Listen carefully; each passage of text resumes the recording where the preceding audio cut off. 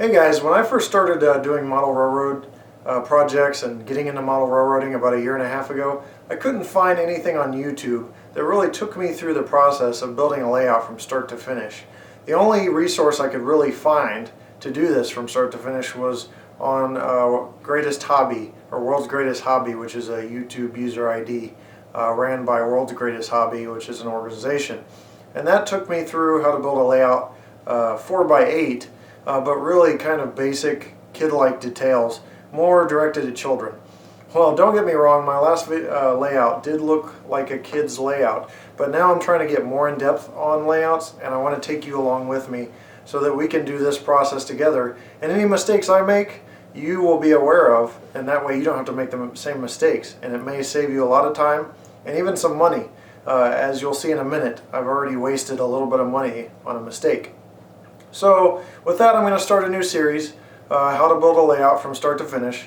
It's a little bit of a fib in the title because I am going to skip bench work. The only reason I'm going to skip bench work is because it's very interpretive. There's different ways to do it.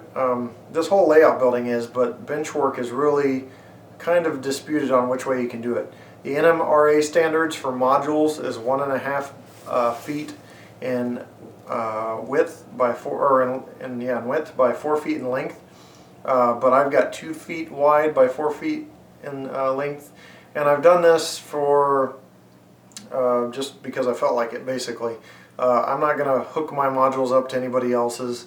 I'm not going to take them to a club layout and hook them up. So I've kind of went on my own. I'm a tall guy, so they're taller than NMRA standards. But that's just an example of how bench work can be done differently than what the NMRA says they should be done. And also this whole layout procedure is, you've got your table layouts, you've got modular layouts, you've got around the room layouts, you've got several different things you can do with layouts. But I'm going to take you on the journey of how I'm doing it so you can see, and maybe you'll choose to do it the same way. So with that said, let's look at the bench work. I'm not going to go into details, but basically this is what I have. They may suggest to you, like NMRA, to have braces, which are wood beams running across. I think it's a good idea. I just didn't do it. Maybe it'll cause me problems later. I guess we'll see, but I didn't do that. I just put them the way they are here. With the, they're pretty sturdy, so we're leaving that the way it is. After you have your bench work built, there's an option to add foam insulation board. I've chosen to do that because I want my track completely flat all the way around, but I want the option to cut the foam insulation board out from under it, so it adds kind of a different terrain feel to it, or take some of that foam insulation board and make mountains, tunnels, things like that above it, above the surface of the board. So I've chose 1-inch foam insulation board, but the stuff you're looking at right now is a mistake, and that was one mistake that I plan on sparing other people from. I spent $50 on this foam insulation board. It's wrong stuff. This stuff here flakes off kind of like peanuts, and it's basically flakes off in little beads, as you see there. Don't buy this stuff. It's not good for carving. It doesn't have a good density. It kind of caves in. I've already been aware of the fact that it's really hard to cut straight, and hard to match up evenly. So don't buy it. It's bad stuff.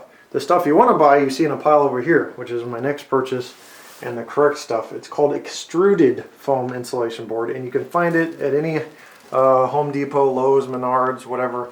And it comes in pink, yellow. They come in several different widths. You know, 1/2 inch, 3/4 inch, 1 inch, 2 inches. I chose 1 inch because I've got MTH operating crossing gates that would not be able to operate with the little thing that pushes the gates up and down through more than about 1 inch. So I've chosen 1 inch. You can choose 2 inches and stuff. It's just more that you could cut out under your bridges to make it look deeper if you don't have anything like that, or if you could modify them somehow, but I'm too lazy to do so. So that's the next, that'd be the next thing, is if you choose to do foam insulation board. If you don't, you've got plywood, as you see here, that you could just start working on from there. Put the corkboard down and track and things like that. And we'll get into that a little detail later. Each video I have in this series will be kind of a step that I do on this layout. It may take several months to do so. But while we're down here looking at things, let's go ahead and look at the different type of tracks we have here. This is a flex track, code 83. Now code 83 The reason they have these different codes is the code 83 is the prototypical code for the track. Basically what that means is if you took a real railroad track, code 83 would be the same height scaled down as the real railroad track. I've chosen concrete ties and Midwest corkboard roadbed. Concrete ties are a modern thing. I'm a modern modeler. However, my switches will still have wooden ties.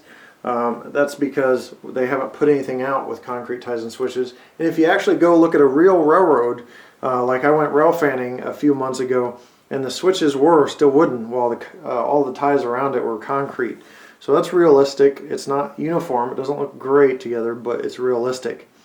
Looking at these wooden ties, it shows you what they look like, and it also brings me to my next type of track, which is snap track.